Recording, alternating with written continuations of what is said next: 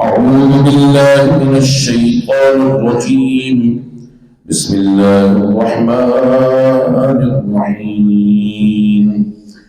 يا أيها الذين آمنوا كتب عليكم الصيام كما كتب على الذين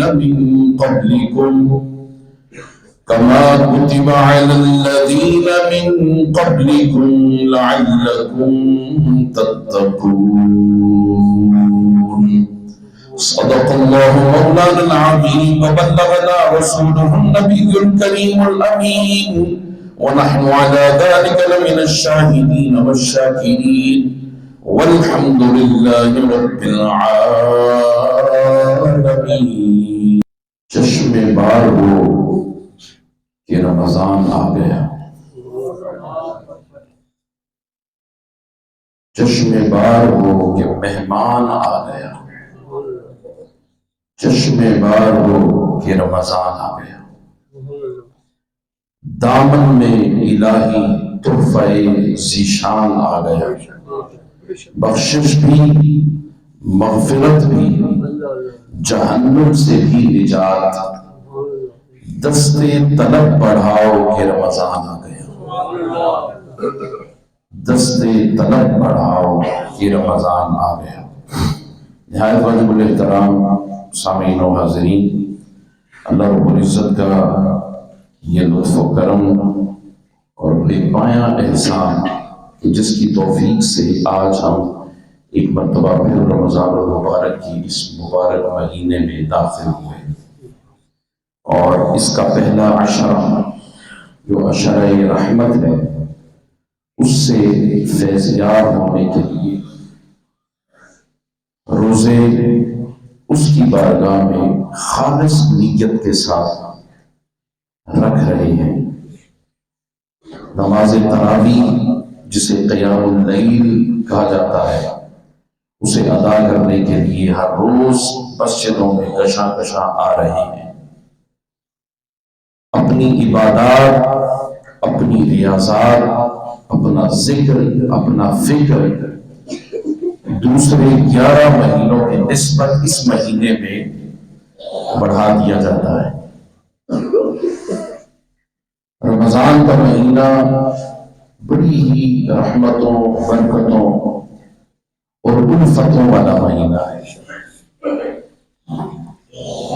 پہلا عشرہ اس کا رحمت ہے، دوسرا عشرہ اس کا مغفرت کا عشرہ ہے، اور تیسرا عشرہ اس کا نارے جہنم سے خلاصی کا عشرہ ہے۔ یعنی پہلے 10 دن جتنی رحمت چاہتے ہیں اتنی سمیٹ میں، جتنا بھی گناہگار بندہ ہو، رحمت ایسی چیز ہے کہ جو اپنی آغوش میں اسے دے دیتی ہے، جو مانگے دیا جاتا ہے، جو عرض گزار ہو اس کی عرضیاں پوری کی جاتی ہیں۔ مغفرت کہ انسان بڑے چھوٹے بڑے گناہ کرتا ہے، پھر اللہ کی بارگاہ میں شرمسار ہوتا ہے کہ مولا میں تیرا یہ بندہ گناہگار، تو ہی مجھے اس سے بچنے کی توفیق دیتا ہے، میں تیری بارگاہ میں آ گیا، مجھے معاف کر دے۔ تو بار بار جب 10 دن تک آپ دروازہ کھٹکھٹاتے ہیں تو پھر معافی مل جاتی ہے۔ 10 دن رحمت کا دروازہ کھٹکھٹائیں تو رحمت کے دروازے کھل جاتے ہیں، اور جس وقت آپ مغفرت، توبہ، استغفار اس کا دروازہ کھٹکھٹاتے ہیں پورے 10 دن شرمساری کے ساتھ۔ جب بندہ غلطی کرے نا تو غلطی کیا ہوتی ہے؟ غلطی تو انسان سے سرزد ہو جاتی ہے، لیکن بار بار اس شرمندگی کے احساس کے ساتھ اپنے مالک کی بارگاہ میں جائیں۔ یہ نہ ہو کہ ذہن میں ہو کہ رمضان کے بعد یہ بھی کرنا ہے، یہ بھی کرنا ہے، یہ گناہوں کی طرف جانا ہے، جھوٹ بھی بولنا ہے، غیبت بھی کرنی ہے، چغلی بھی کرنی ہے، میں نے انانیت کو بھی نہیں چھوڑنا، جو تعلقات بگڑ چکے ہیں ان کو بھی ویسے ہی رکھنا۔ یعنی یہ ساری چیزیں، کوئی بدکاری کی طرف ہے، کوئی شراب نوشی کی طرف ہے، کوئی کبیرہ گناہ کی طرف ہے، تو جب بندہ ان گناہوں میں لت پت ہوتا ہے تو پھر مولا کی بارگاہ میں آئے، دھیان انہی گناہوں کی طرف ہے کہ پلٹ کر پھر کرنا ہے، پھر توبہ نہیں۔ توبہ توبہ کس چیز کا نام ہے کہ صدق دل سے اللہ کی بارگاہ میں ایسی توبہ کی جائے کہ پلٹ کر بندہ وہ گناہ نہ کرے، اسے نصیحت ہو جائے، یا ایھا الذین آمنوا توبوا الی اللہ توبۃ نصوحا، اے ایمان والو اللہ کی بارگاہ میں توبہ کرو، ایسی توبہ کہ جو تمہیں نصیحت کر جائے، ایسی توبہ کرو۔ اور جب تم 10 دن رحمت کے اور 10 دن مغفرت کے دروازہ کھٹکھٹاتے رہو گے تو پھر اللہ پاک کی طرف سے صدائیں آئے گی، اے بندے میں نے تجھے جہنم سے خلاصی دے دی، اے بندے میں نے تجھے معاف کر دیا۔ تو رمضان کا پورا پیکج ہے، اس پیکج سے لطف اندوز ہو، اس میں روز ایسی کیفیت، ایسی روٹین بنا کہ میں نے رات جاگنا، صبح آرام کر لیں، روزہ ہوتا ہے کچھ دیر آرام کر لیں، کچھ دیر اپنے کام کاج کو دیکھیں، اور کام کاج کو دیکھنے کے بعد جب شام ہو، افطاری ہو، پھر کھڑے ہو جائے اللہ کی بارگاہ کہ مولا اب میں نے رات کے 2/3، اگر 2/3 کھڑے نہیں ہو سکتے تو کم از کم 1/3 اللہ کی بارگاہ میں ضرور کھڑے۔ اب کچھ لوگ ایسے ہیں جو 8 رکعت پڑھنے کے لیے کھڑے ہوتے ہیں اور کہہ دیتے ہیں کہ جی ہم نے قیام اللیل کیا۔ یہ قیام اللیل نہیں ہے، یہ تو بس ایک فارمیلٹی ہے جسے پوری کی اور چلے گئے۔ حتیٰ کہ یہ جو 20 رکعت ہم پڑھتے ہیں تراویح کی صورت میں، یہ ہے قیام اللیل، اس میں کوئی شک نہیں، مگر قیام اللیل کا حق ادا تب ہوتا ہے کہ جب اللہ کی بارگاہ میں کم از کم رات کے 4-5 گھنٹے کھڑے رہیں، بار بار نوافل ادا کریں، قرآن کی تلاوت کریں، اور ایک رکعت میں کم از کم آپ 8 سے 10 منٹ تک کھڑے رہیں۔ یہ ہے قیام اللیل۔ آپ کے پاؤں سوجنے لگے، آپ کو تکلیف ہونے لگے، جب آپ وزن اٹھاتے ہیں نا جم میں جاتے ہیں تو پہلے دن آپ کو 80 کلو 90 کلو نہیں دے دیا جاتا، بلکہ آپ تھوڑا 10 20 40 50 ایسا آپ وزن کو بڑھاتے ہیں۔ کیوں؟ اس لیے کہ مسلز آپ کے اس قابل نہیں ہوتے کہ وہ وزن اٹھا سکیں، وزن پل ہو جاتے ہیں، مسلز پل ہو جاتے ہیں، تو مسلز جو ہیں وہ آہستہ آپ جب وزن بڑھاتے جائیں گے آپ کا جسم اس کا عادی ہو جائے گا۔ تو ہم تو آتے ہی رمضان میں تو ہمیں تو 20 بھی زیادہ لگے گی، ہمیں تو 8 بھی زیادہ لگتی ہیں۔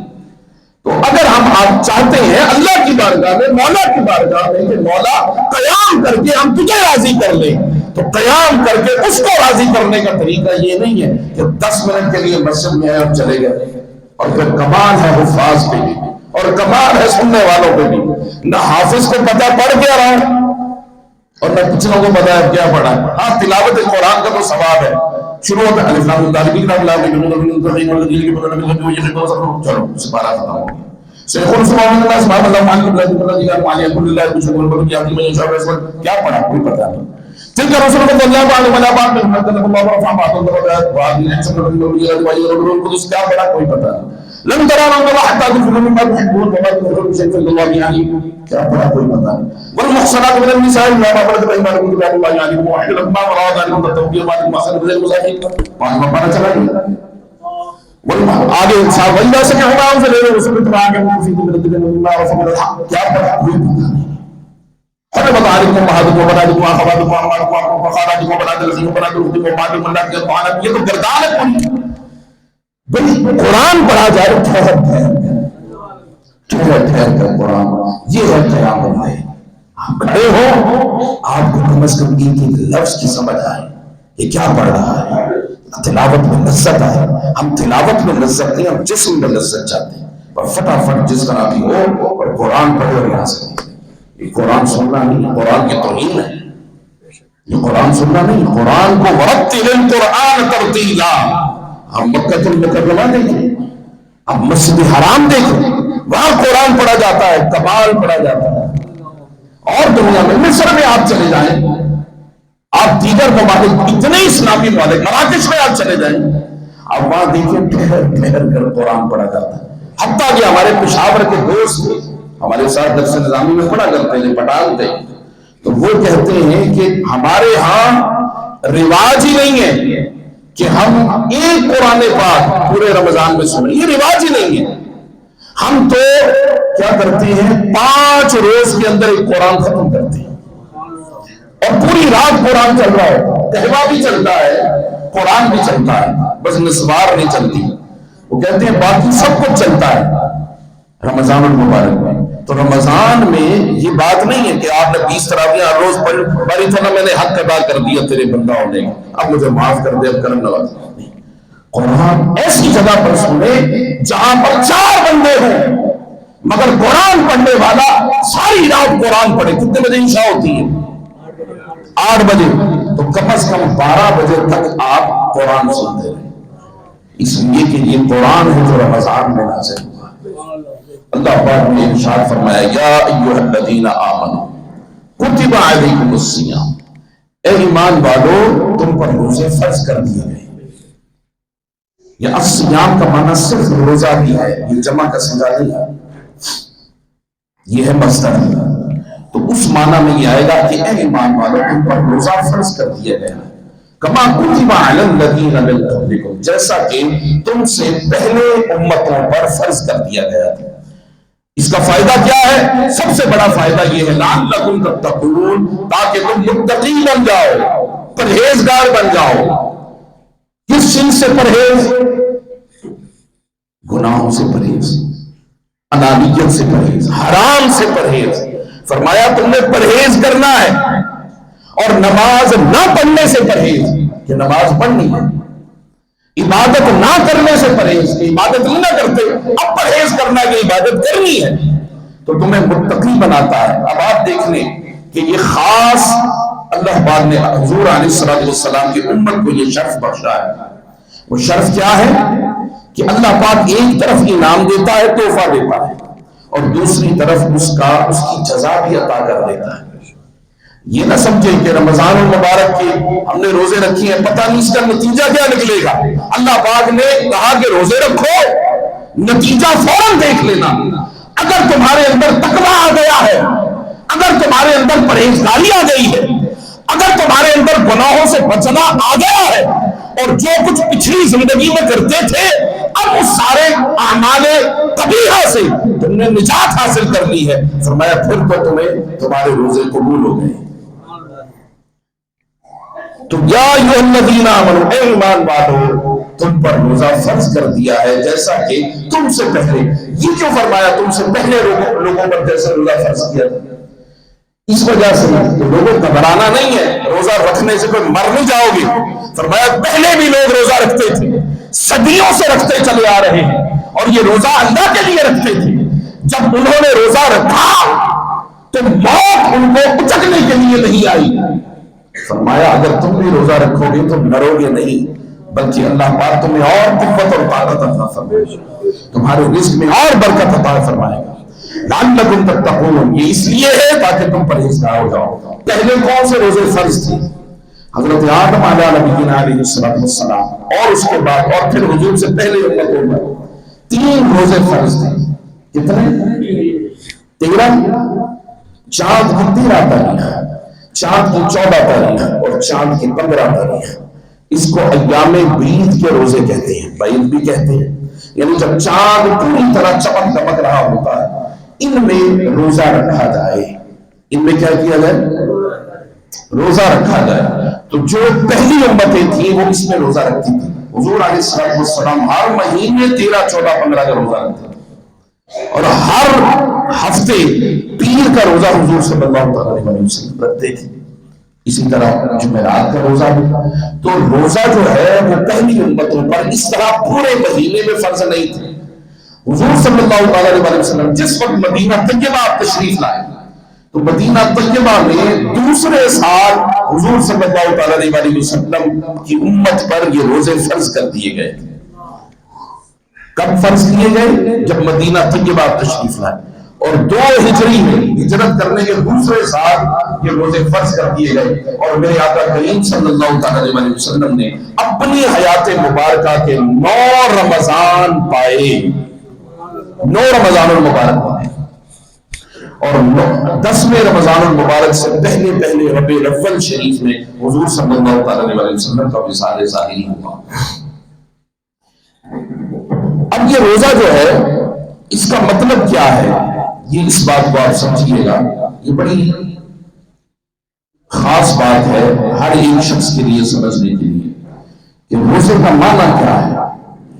روزے کا معنی الامساک والکف عن الشیء، کہ کسی چیز سے رک جانا اور کسی چیز سے باز آنا، اس کو کہتے ہیں روزہ۔ اس کو کیا کہتے ہیں؟ روزہ کہتے ہیں۔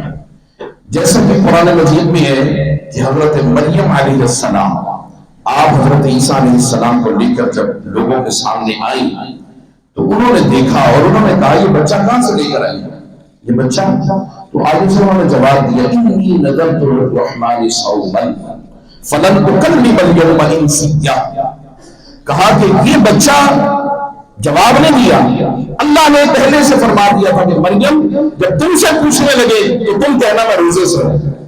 تو انہوں نے کہا میں روزے سے ہوں۔ وہ روزہ کیا؟ فلن اکلم اليوم انسیا، کہ میں ہرگز تم میں کسی سے کلام نہیں کروں گی، میں نہیں بولوں گی۔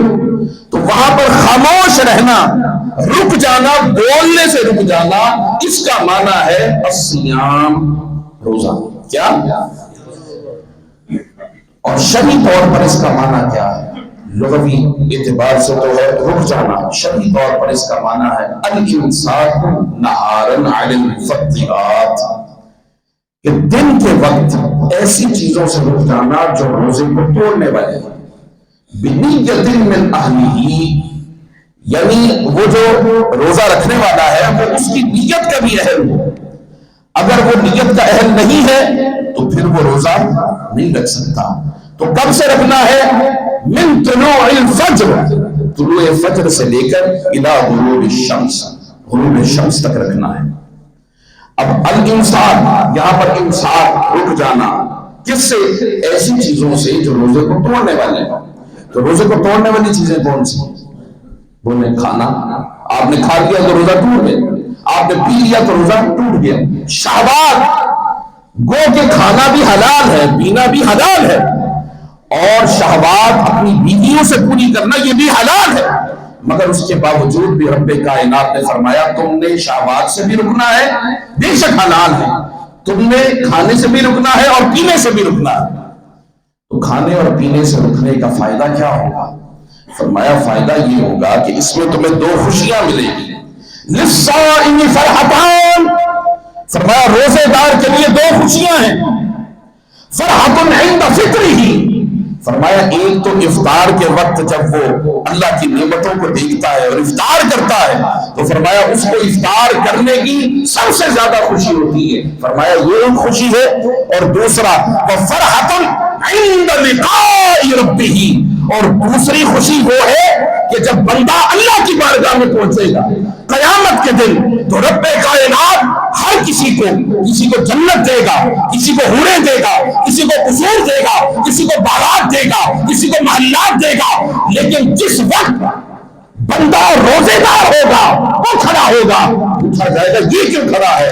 کہا جائے گا مولا یہ کہتا ہے میں نے بھوک اور پیاس جنت کے لیے تو نہیں کاٹی تھی، میں نے بھوک اور پیاس حوروں کے لیے تو نہیں کاٹی تھی، باغات اور محلات کے لیے تو نہیں کاٹی تھی، ان جنت کی نعمتوں کے لیے تو نہیں کاٹی تھی، تو پھر یہ کیا کہتا ہے؟ یہ کہتا ہے کہ میں دنیا میں مولا بھوکا رہا تاکہ تجھ سے ملاقات کر سکوں، پیاسا رہا تاکہ دیدار کر سکوں۔ رب کہے گا فرشتے اٹھا پردے، میرا جلوہ بے نقاب اس کے سامنے کر۔ یا رسول اللہ للصائم فرحتان، روزے دار کے لیے کتنی خوشیاں ہیں؟ 2 خوشیاں ہیں۔ پہلی خوشی افطار کی خوشی ہے اور دوسری خوشی لقاء ربہ، اللہ سے ملاقات کی خوشی۔ اور پھر روزہ ایسی چیز ہے کہ روزہ جب بندہ رکھتا ہے اور خالصتاً اللہ کے لیے رکھے تو اللہ پاک فرماتا ہے الصوم لی، یہ روزہ میرے لیے ہے، وانا اجزی بھی، اور اس کی جزا بھی میں دینے والا ہوں۔ مولا نماز بھی تو تیرے لیے اور اس کی جزا بھی تو دینے والا ہے، میں ہاں میں دینے والا ہوں۔ زکوٰۃ بھی تیرے لیے، جزا بھی تو دے گا، حج بھی تیرے لیے، جزا بھی تو دے گا، مگر بطور خاص یہ کیوں کہا کہ روزہ میرے لیے، الصوم لی، روزہ میرے لیے اور اس کی جزا بھی میں ہی دوں گا۔ یاد رکھ لیں عبادت تو ساری اللہ کے لیے ہے، بلکہ دنیا میں کون سی چیز ہے، دنیا و آخرت میں کون سی چیز ہے جو اللہ کے لیے نہیں؟ بھئی چیزیں تو ساری اللہ کے لیے، ایک اس کا معنی یہ ہے کہ اللہ یہ فرمانا چاہتا ہے کہ جس چیز کے بارے میں بطور خاص جب میں رب ہو کر کہہ رہا ہوں میرے لیے ہے تو پھر اس کی اہمیت بڑھ جاتی ہے، پھر وہ عام چیز نہیں رہتی ہے۔ مثال کے طور پہ جیسے بہت سارے لوگ کسی مجمع میں ہوں، بہت سارے لوگ، تو کسی کو کہہ دیا جائے یار یہ بندہ مجھ سے تعلق رکھنے والا ہے تو میرے قریب آ جا، بندے تو سارے اس کے ملنے والے ہوں گے، یا کوئی اس کو چاہنے والے ہوں گے، یا کوئی اس کو سننے والے ہوں گے، کوئی اس کو دیکھنے والے ہوں گے، لیکن بطور خاص اگر کسی کو کہہ دے تو وہ خاص ہو گیا۔ بولیں بندے تو سارے بندے ہی ہیں مگر وہ خاص ہو گیا۔ تو رب جب کہتا ہے کہ میرا گھر تو سارے اللہ کی، مگر جس گھر کو کہتے کہ یہ بیت اللہ ہے اس کی اہمیت بڑھ جاتی ہے۔ ایسا ہی ہے جو مال، روپے، دولت، بونس، پاؤنڈز سب اللہ کے ہیں، مگر جس مال کے لیے کہہ دے کہ یہ مال میرے لیے ہے، وہ مال زکوٰۃ کی صورت میں اللہ پاک کو اس کو خاص کر دیتا ہے، اس بندے کو پھر اجر بے بہا عطا فرماتا ہے، غیر ممنون اجر عطا فرماتا ہے۔ اسی طرح جو کہا روزہ میرے لیے اس کی جزا بھی میں دوں گا، وہ اس لیے کہ یہ ایک خاص عبادت ہے کہ جس میں سوائے اخلاص کے اور کچھ ہے ہی نہیں، سوائے امانت کے اور کچھ ہے ہی نہیں۔ وہ اخلاص کیسے؟ آپ یہ بچہ ہے چھوٹا روزہ دار، اس کو جب صبح سے لے کر شام تک من طلوع الفجر الى غروب الشمس، طلوع الفجر سے غروب الشمس، اب میں اس کو کہوں کہ بھائی آپ پانی پی لو، یہ کہتا میں نے نہیں پینا۔ آپ کچھ کھا لو، میں نے نہیں کھانا۔ بھائی کیوں نہیں کھانا؟ کوئی نہیں دیکھے گا۔ اس نے کہا اللہ تو دیکھ رہا، اللہ تو دیکھ رہا، اس کو کیا جواب دوں گا؟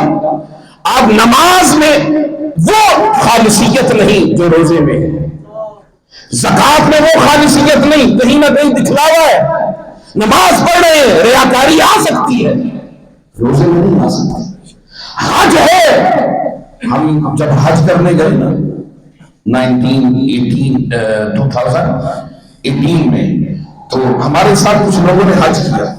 اب کچھ جب حج ہو گیا تو فون کر کے وہ کہتے ہیں کہ جناب بٹ صاحب کیا حال ہے آپ کا؟ تو وہ آگے سے کہنے لگے ان سا مبات نہیں ہونا سا حاجی کا بولا، اسی آفیشلی حاجی ہو گئے ہیں۔ یعنی آپ دیکھیں کوئی اپنے نام کے ساتھ کبھی نمازی لکھتا ہے، کبھی زکوٰۃ دینے والے لکھتا ہے، نہیں لکھتا، مگر حاجی ہر کوئی لکھتا ہے۔ وہ نماز 5 وقت کی، حج زندگی میں ایک بار کیا، کیوں؟ وہاں پر خرچہ زیادہ ہے تو حج صاحب ہو گئے۔ کیا ہو گئے؟ حج صاحب ہو گئے۔ یہ اچھی بات نہیں ہے۔ کبھی آپ نے کسی صحابی کو حاجی لکھتے ہوئے دیکھا ہو؟ وہ نہیں بھئی حاجی ابو ہریرہ رضی اللہ تعالیٰ، حاجی عمر بن خطاب، کبھی کہیں کسی کے ساتھ یہ ٹائٹل لکھا ہو؟ کبھی بھی نہیں لکھا، کبھی بھی نہیں لکھا۔ اور وہ ٹائٹل ابو ہریرہ یہ رسالت امام صلی اللہ علیہ وسلم نے دیا۔ ابو ہریرہ کہتے ہیں بلیوں والے کو۔ اب یہاں کسی کو اگر آپ بلیوں والا کہتے تو بار بار آپ چھیڑے اسے، مگر سیدنا ابو ہریرہ رضی اللہ تعالیٰ عنہ کہتے ہیں مجھے اپنا نام اتنا عزیز نہیں جتنا وہ نام عزیز ہے جو رسالت امام صلی اللہ علیہ وسلم نے عطا کیا۔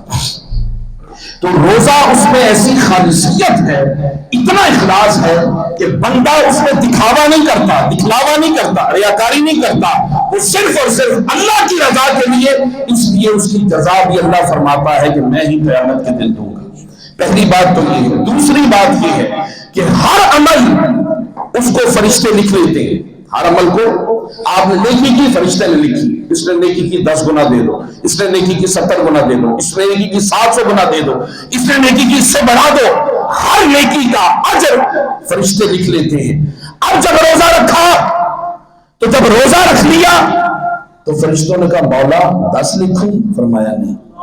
مولا 50 لکھوں؟ فرمایا نہیں۔ اور 70 لکھ دوں باری تعالیٰ روزہ رکھا ہے؟ نہیں 70 بھی نہیں۔ 700 لکھ دوں، 7 لاکھ لکھ دوں، 7 کروڑ لکھ دوں، 7 ارب لکھ دوں؟ 7 ارب بھی عدد ہے اور فرشتے لکھ سکتے ہیں، میں پتہ نہیں لکھ سکتا ہوں کہ نہیں، مگر فرشتے لکھ سکتے ہیں۔ ارے کمپیوٹر آپ کا جہاں تک لکھ سکتا ہے لکھے، فرشتے اس سے آگے لکھ سکتے ہیں۔ کمپیوٹر سے ڈیجٹس ختم ہو جائیں، فرشتے اس سے بھی آگے لکھ سکتے ہیں، مگر کہا کہ باری تعالیٰ کوئی تو ڈیجٹ بتا دے، کوئی تو عدد بتا دے، کوئی تو نمبر بتا دے، اس کا لکھ دوں؟ فرمایا خبردار، اس نے روزہ میرے لیے لکھا ہے، وانا عجزی بھی، بس جب میری بارگاہ میں آئے گا اور اس کے تحفے کا سامان جب کھولوں گا تو اجر میں رب کائنات دوں گا، اپنی شان کے لائق عطا کروں گا۔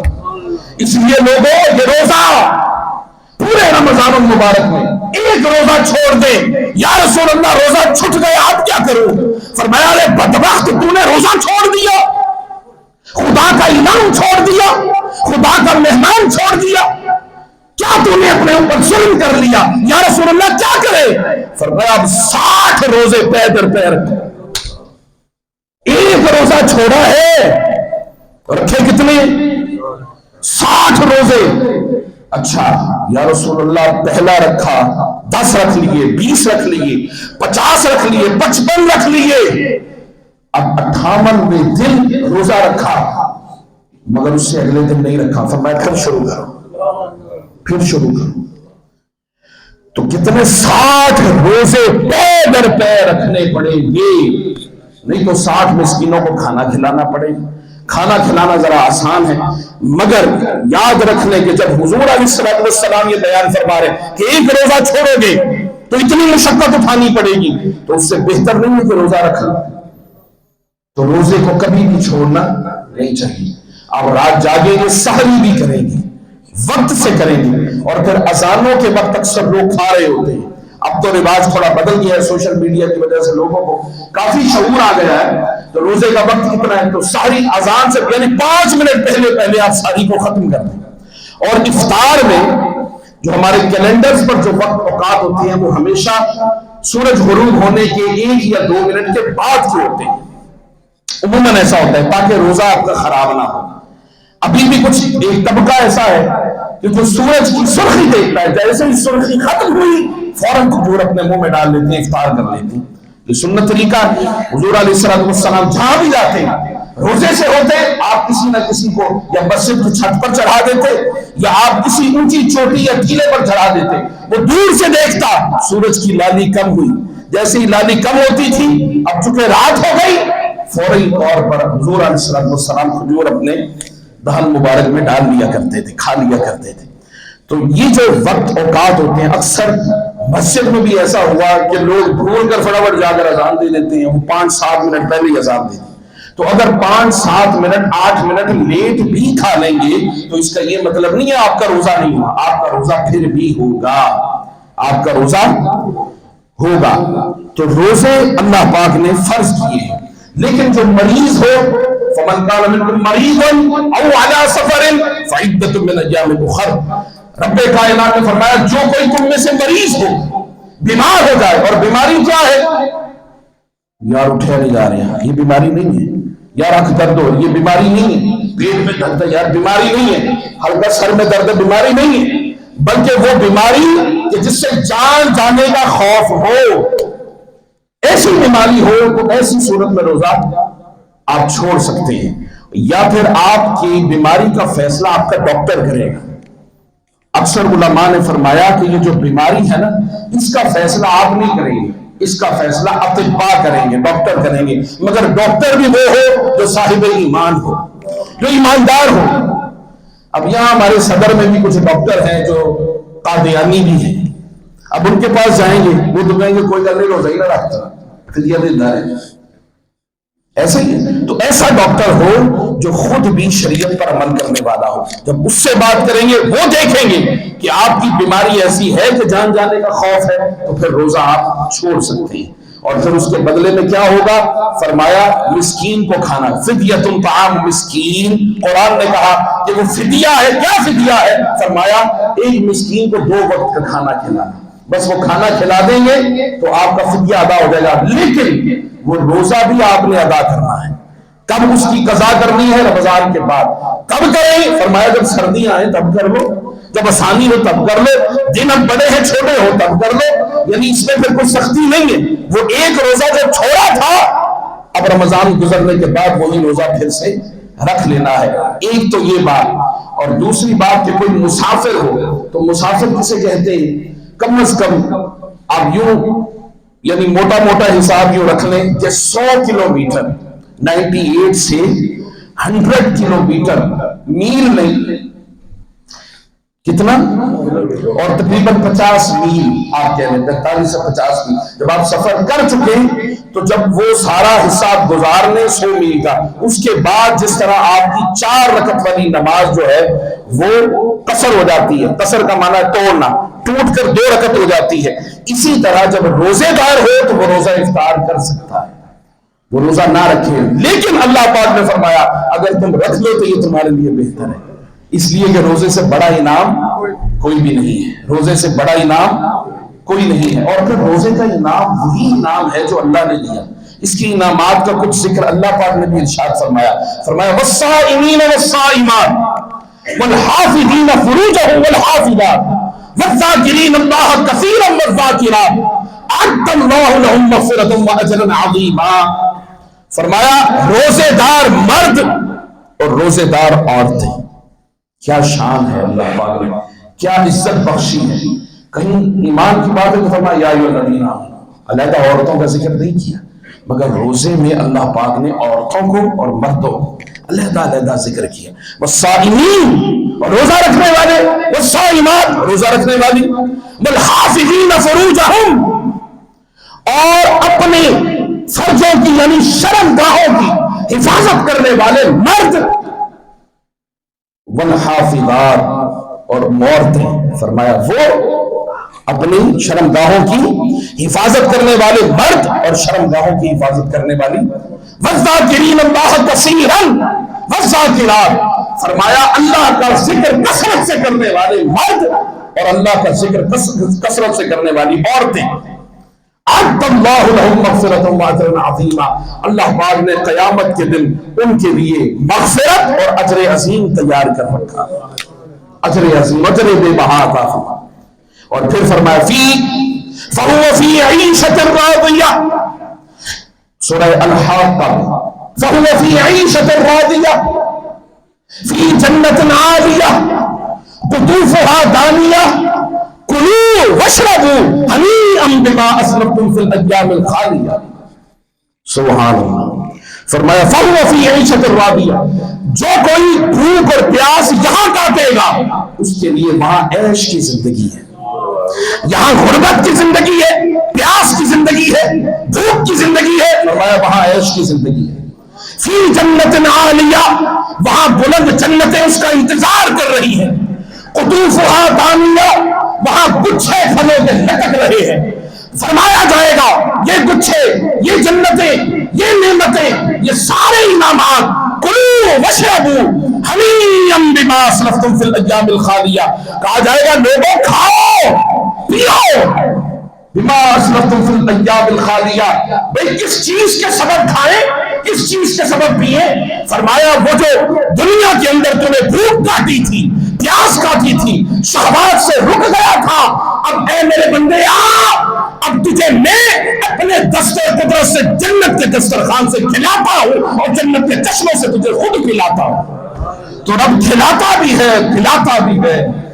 لوگوں کے لیے مہمان نوازی کون کرتا, اور یہ تم مہمان بنے رب کے. کس نے بنایا؟ روزے نے بنایا. کس نے بنایا؟ روزے نے بنایا.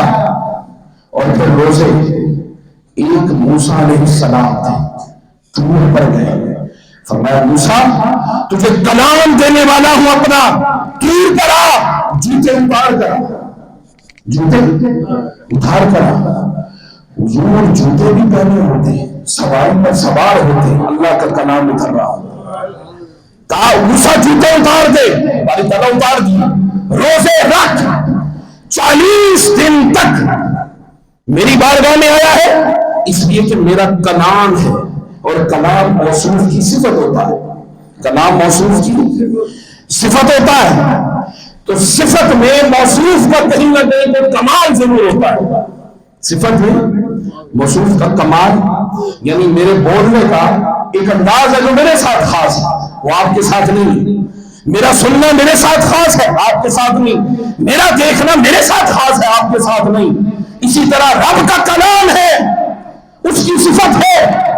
اب وہ کلام بھیجنا، نازل کرنا ہے موسیٰ علیہ السلام، عطا کرنا ہے موسیٰ علیہ السلام کو، تو فرمایا اپنی تھوڑی صفت پیدا کر لیں اپنے اندر۔ باری تعالیٰ کیا فرمایا؟ روزہ رکھ کے میں کھاتا نہیں ہوں، میں پیتا نہیں ہوں، یہ میری صفت ہے، اور میرا کلام تجھے عطا کرنا ہے، لہذا کچھ دیر بھوکا اور پیاسا رہ کر میری صفت لے لیں۔ یہ جو ہم بھوکے پیاسے رہتے ہیں نا، یہ اللہ کی صفت ہے۔ بھوکا نہیں، اس سے مراد ہے وہ کھاتا نہیں، اس سے مراد وہ پیتا نہیں، مگر قربان جائے رسالت امام صلی اللہ علیہ وسلم 13 سال مکہ کی زندگی میں قرآن نازل ہوتا رہا۔ 13 سال کیا 2 ہجری میں روزے فرض ہوئے، 2 ہجری میں اپنا کلام موسیٰ کو دینا تھا تو کہا روزہ رکھ کے، اور جب کلام مصطفیٰ کو دینا ہے تو یا محمد آپ روزہ رکھنے کی ضرورت نہیں ہے، آپ آ جائیں، آپ جہاں ہوگے اللہ کا کلام نازل ہوگا، آپ سفر میں ہو کلام نازل ہوگا، حضر میں ہو کلام نازل ہوگا۔ تو یہ روزہ جو ہے یہ اس کی صفت ہے، اور روزہ جو بندہ رکھتا ہے تو وہ کہیں نہ کہیں کوئی نہ کوئی یہ بھوک اور پیاس کے ذریعے اللہ کا قرب حاصل کر لیتا ہے۔ اچھا ایک بات تو یہ آخری بات میں عرض کرنا چاہوں گا، آج تراویح اور 20 تراویح ہم سہولت کی طرف جاتے ہیں کہ نہیں؟ میں نے بتایا یہ قیام پھر بھی قیام ویسا نہیں ہے جیسا اللہ تقاضا کرتا ہے، وہ قیام گھنٹے کا قیام نہیں ہے، وہ قیام اللیل جو ہے، فرمایا گیا احادیث مبارکہ میں کہ قرآن اور روزہ دونوں قیامت کے دن شفاعت کریں۔ روزہ کہے گا مولا اس نے بھوک اور پیاس کاٹی، میں شفاعت کرتا ہوں، اس کو معاف کر دے، رب معاف کر دے۔ قرآن کہے گا اس نے قیام اللیل میں مجھے سنا یا پڑھا یا قرآن کی تلاوت کی، مولا اس کو معاف کر دے، قرآن بھی اس کو معاف کر دے۔ قرآن کی وجہ سے بندہ شفاعت ہو جائے گی، بخشش ہو جائے گی اس کی۔ اب یہ جو 8 تراویح یاد رکھ لیں، یہ بخاری شریف کی حدیث ہے، من قام لیلۃ القدر ایمانا واحتسابا غفر له ما تقدم من ذنبه ومن صام رمضان ایمانا واحتسابا غفر له ما تقدم من ذنبه۔ جس نے رمضان کا روزہ رکھا ایمان کے ساتھ اور خالص نیت کے ساتھ، فرمایا اس کی اگلے سارے گناہ معاف کر دیے۔ اور یا جس نے افطاری کروائی، ایک کھجور کسی کو کھلا دیا، تو رسالت امام سب سے پہلے فرمایا اس نے روزہ افطار کروایا، اب قیامت کے دن کیا ہوگا؟ میں حوض کوثر سے اسے پانی پلاؤں۔ ایک مرتبہ روزہ افطار کروایا اس نے، اتنا اجر ہے روزہ افطار کروانے کا۔ اور فرمایا جس نے کسی کو روزہ افطار کروایا جہنم کی آگ سے میں اسے نجات دوں گا، وہ جہنم میں نہیں جائے گا۔ بخاری شریف کی حدیث ہے جس میں حضرت عائشہ صدیقہ رضی اللہ تعالی عنہا ان سے سوال کیا گیا کہ حضور کا جو قیام اللیل تھا وہ کیا تھا؟ تو حضرت عائشہ صدیقہ رضی اللہ تعالی عنہا نے فرمایا کہ اور طرف بات پھر نہ کہنا دسیا کسی مولوی نے نہیں۔ حضرت عائشہ صدیقہ رضی اللہ تعالی عنہا نے فرمایا کہ حضور رمضان کیا سارے بولے رمضان اور غیر رمضان، غیر رمضان 11 رکعت سے زائد نہیں پڑھتے تھے۔ اچھا اگر اس سے مراد تراویح ہو، اگر اس سے مراد یہی قیام اللیل ہو جو رمضان میں ہم 20 رکعت پڑھتے ہیں، تو پھر جواب میں یہ نہیں ہوتا کہ غیر رمضان بھی 11 پڑھتے تھے۔ بھئی غیر رمضان تراویح تو ہوتی نہیں، تو پھر اما عائشہ نے تو کہا رمضان اور غیر رمضان 11 رکعت پڑھتے تھے، بخاری شریف کی جو حدیث ہے، تو رمضان میں تو 8 رکعت ہو گئی پڑھی، مگر غیر رمضان 8 رکعت میں، یعنی 8 رکعت میں 8 تراویح ان سے مراد لیتے ہیں اور 3 وتر مراد لیتے ہیں۔ اب یاد رکھیں گے جب امام بخاری حدیث لے کر آئے ہیں، یہ حدیث لے کر آئے ہیں رمضان کے باب کے اندر، تو انہوں نے چونکہ اس میں رمضان کا ایک لفظ ہے کہ رمضان اور غیر رمضان، امام بخاری کا یہ طریقہ ہے کہ کہیں بھی کوئی لفظ ملتا جلتا ہو تو وہ باب کے تحت وہ حدیث لے آتے ہیں، جبکہ یہی حدیث امام مسلم نے لی ہے اور وہ تہجد کی نماز میں لی ہے۔ کس میں لی ہے؟ تہجد کی نماز میں لی ہے، اور امام ترمذی نے بھی یہ حدیث لی ہے اور وہ تہجد کے باب میں لی ہے۔ یعنی پوچھنے والا یہ پوچھ رہا ہے کہ رمضان میں تو قیام اللیل حضور کرتے ہی تھے، عشاء کے بعد تراویح پڑھتے ہی تھے، لیکن حضور کا تہجد کا معمول کیا تھا؟ تو اما عائشہ صدیقہ رضی اللہ تعالیٰ عنہا فرما رہی ہیں تہجد کا معمول وہی تھا رمضان میں بھی جو غیر رمضان میں تھا۔ تو باقی 11 مہینوں میں 11 رکعت 3 وتر اور 8 رکعتیں تہجد کی جو حضور رمضان کے علاوہ پڑھتے تھے وہ رمضان میں بھی ویسے پڑھتے تھے۔ رہی بات قیام اللیل کی، رہی بات تراویحوں کی، تو حضرت سیدنا عمر فاروق رضی اللہ تعالیٰ عنہ کے پورا دور اور عثمان غنی کا پورا دور اور مولا علی کا پورا دور اور مکہ المکرمہ حرمین شریفین مدینہ المنورہ میں، یہ اس وقت سے لے کر عمر فاروق کے دور سے لے کر آج تک جماعت کے ساتھ 20 رکعت نماز تراویح پڑھی جاتی ہے۔ یہ معمول ہے امت مسلمہ کا، کروڑوں لوگ 20 پڑھیں اور آپ کہہ لیجیے 8 پڑھ کر جائیں، نہیں ایسا نہیں۔